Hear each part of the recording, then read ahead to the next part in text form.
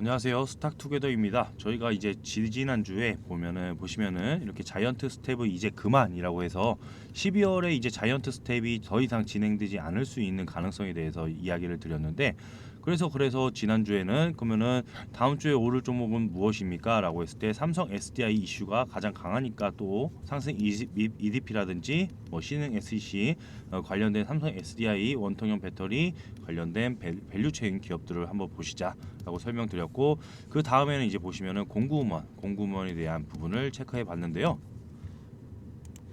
네, 다행히도 공구먼이 그 다음날 곧바로 한 27%, 28% 정도 파동이 나왔더라고요. 급등 파동이 나왔고, 삼성 SDI는 저희가 월요일부터 이제 계속해서 이번 주에 급등할 종목이라고 해서 말씀드렸는데, 다행히도 15% 파동이 또 나왔어요. 그래서 월요일부터 바로 출발을 하더니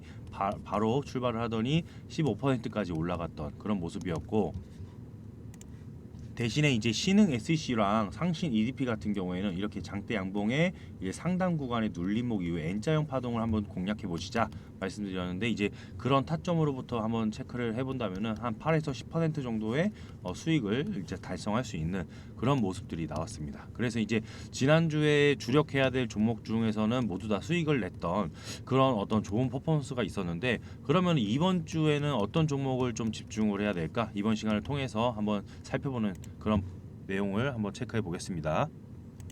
자, 이번 그 내용을 체크를 해보기 전에 우선은 현재 증시 상황이 어떤지 잠깐만 한번 브리핑 드릴게요. 그래서 이제 지난 금요일에 미국 증시가 애플 호실적 발표에 따라서 기술주들이 전반적으로 이렇게 반등을 하면서 강세로 견인이 됐었죠.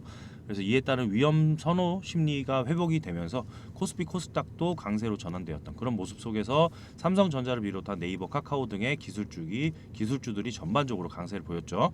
그래서 코스피에서 장 초반에 또 매도세를 유지하던 외국인도 매수세로 전환되면서 지수가 추가 상승으로 견인되었다라고 하는데요.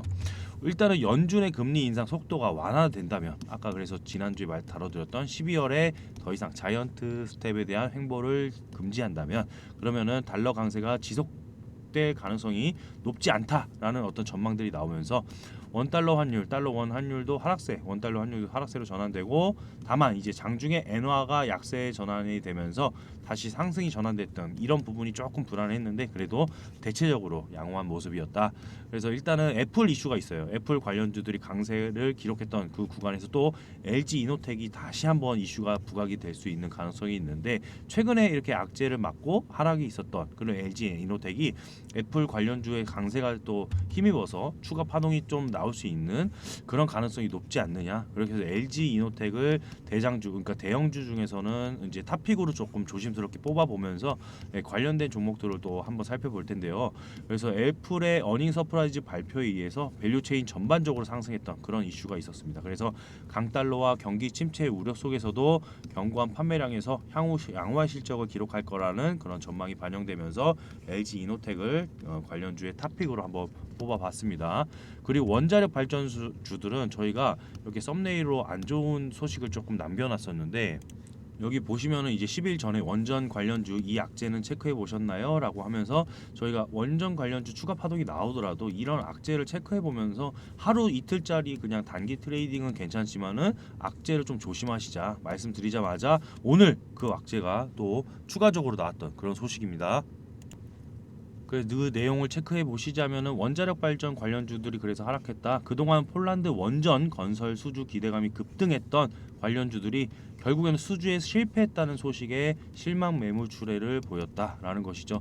참 안타까운 소식입니다. 그래서 이전에도 사실 그 원전 관련주들에서 이슈가 있었을 때 그 원전 이슈에 대한 관련 기술주들이 혜택을 볼 수 없었던 부분들이 이제 악재를 제가 설명을 드렸던 부분이었는데, 이렇게 폴란드 원전 추가 악재가 나올 줄 몰랐는데 그래도 조심하시자라고 말씀해 드렸던 그 근거 중에서는 상당히 좀 다양하게 다각도로 이렇게 다뤄봐 드렸던 그런 내용들이었어요. 그런데 이제 그렇게 해서 저희 방송을 보시고 원자력 관련주 중에서 사실 이제 G2 파워 빼고는 이제 트레이딩 하기가 상당히 애매했었거든요. 그래서 그 관련주들에 대한 어떤 조심성을 체크해 보셨다면은 이런 악재를 피해갈 수 있었던 그런 주요 어떤 타겟이 되지 않았나, 타점이 되지 않았나 그렇게 바라보고 있고요. 그리고 이제 저희가 이제 다음 주에 주요 이슈가 있어요. 보면은 FOMC 회의가 있습니다. 그래서 이번 회의에서 75bp 인상 가능성이 상당히 지금 높습니다. 일단 11월은. 그런데 이제 앞으로 12월에 이제 인상 가능성, 자이언트 스텝의 인상 가능성이 낮아질지 이런 부분을 좀 체크를 해봐야 되겠어요. 그래서 어떻게 보면 현재 3.25%인 기준금리가 4%까지 오를 것으로 예상되는 가운데 연준이 3월 이후에 9개월 만에 375bp 금리 인상을 단행하면서 1980년 이후에 가장 빠른 속도의 긴축을 단행하고 있다. 그래서 무엇보다 이번 회의에서 주목할 점이 속도 조절과 관련한 연준의 생각이 시장 기대에 부합하는지에 대한 여부다. 그래서 지난 9월에 FOMC 회의 이후에는 유의미하게 달라진 건 없기 때문에 지금 시장이 갖고 있는 기대감이 약간 오버슈팅이 된 부분이 있다고 생각하지만 연준 스스로도 지속적인 금리 인상에 대한 부담이 생길 수 있는 수준입니다. 그래서 시간에 온 만큼 그래서 어떤 적정한 어떤 타협안이 나올지 주목을 해야 된다라고 보고 있고요. 10월 고용 보고서에 따르면은 이렇게 지난 9월 고용 보고서가 이제 발표됐던 그런 지난 7일을 상기해 본다면은 예상보다 강한 고용 결과에 따라서 S&P 500 지수가 2.8%나 하락했던 그런 부분이었었어요. 그런데 이제 이번 10월 고용 보고서는 FOMC 회의 이후에 발표되는 만큼 서프라이즈한 결과가 아니라면은 시장에 미치는 영향은 상당히 제한적인 가능성이 높겠다. 그래서 이 부분은 조금 크게 염려하지 않아도 될 어떤 부분인데 다만 여전히 빡빡한 미국 고용 시장이 지속되고 있다는 것을 다시 한번 확인할 것으로 예상된다라고 하는 것이고 그리고 이제 중간 선거 정말 이제 큰 이슈죠. 11월에 이제 있을 대형 이슈 미국 중간 선거가 8일 현재 예상대로라면은 상하원에 모두 공화당이 차지할 가능성이 좀 커 보입니다. 그래서 다만 이제 주식 시장만 놓고 본다면은 대통령과 의회 다수당이 불일치했을 때가 역사적으로 성과가 좋았다라고 하고 있거든요. 그래서 이제 일단은 의회 다수당이 불일치했을 그런 부분에서 다시 한번 증시 파동이 나오는지 체크를 해봐야 되겠고 또한 시장이 갖고 있는 기대감 중 하나는 중간 선거가 있던 해에 주식시장의 성과는 좋았다는 것.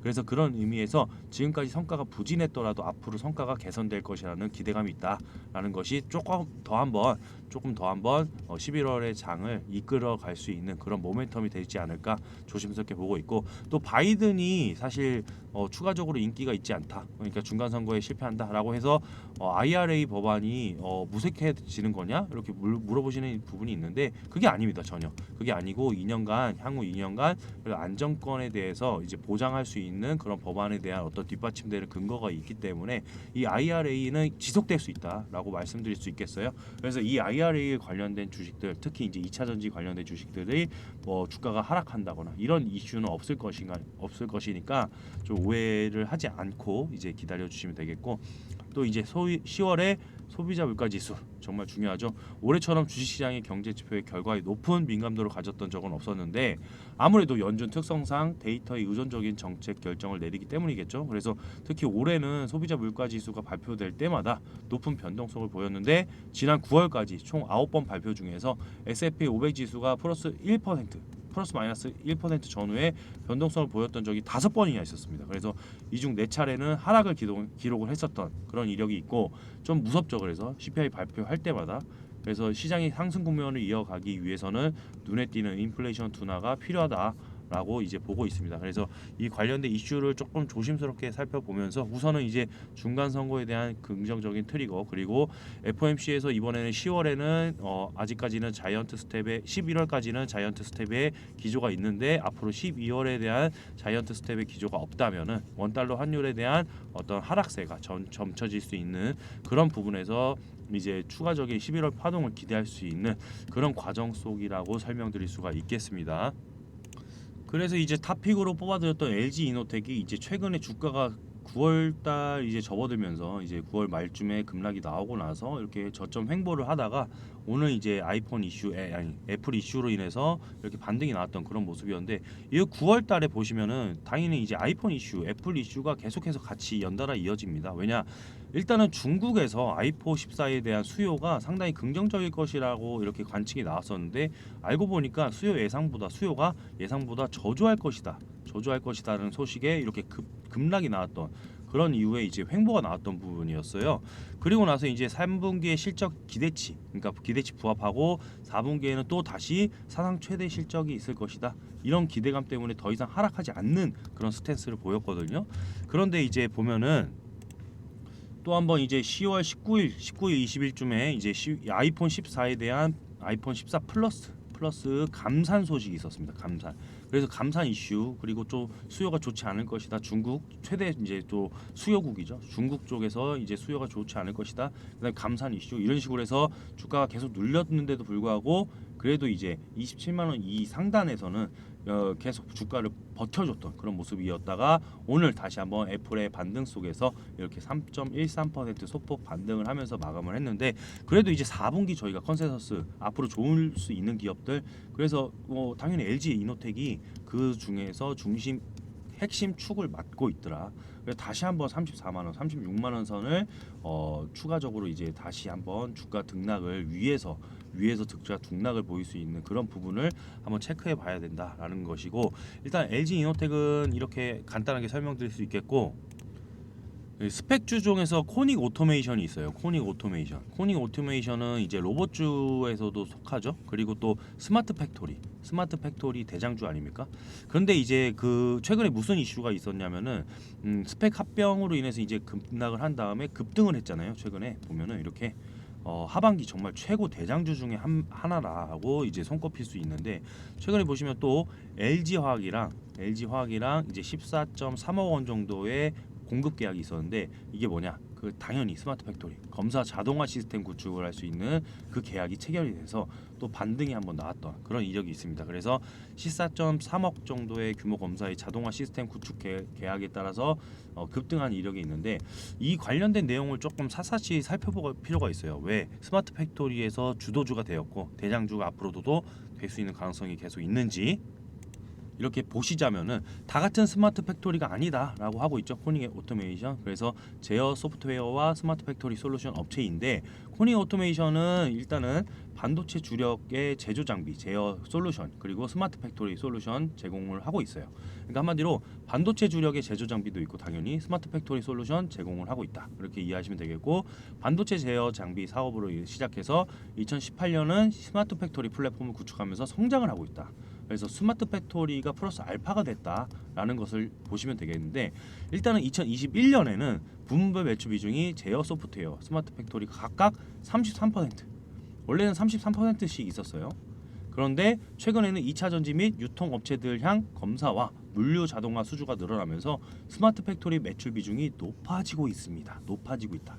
원래는 기존 사업 대비해서 똑같은 수준이었는데 이제는 스마트 팩토리가 2차 전지 사업향 이제 스마트 팩토리 매출 비중이 높아지고 있다라고 해서 이제는 2차 전지 관련된 기업으로 자동화 공정된 관련 기업으로 크게 성장할 수 있는 모멘텀이 있더라라고 체크하시면 되겠는데요.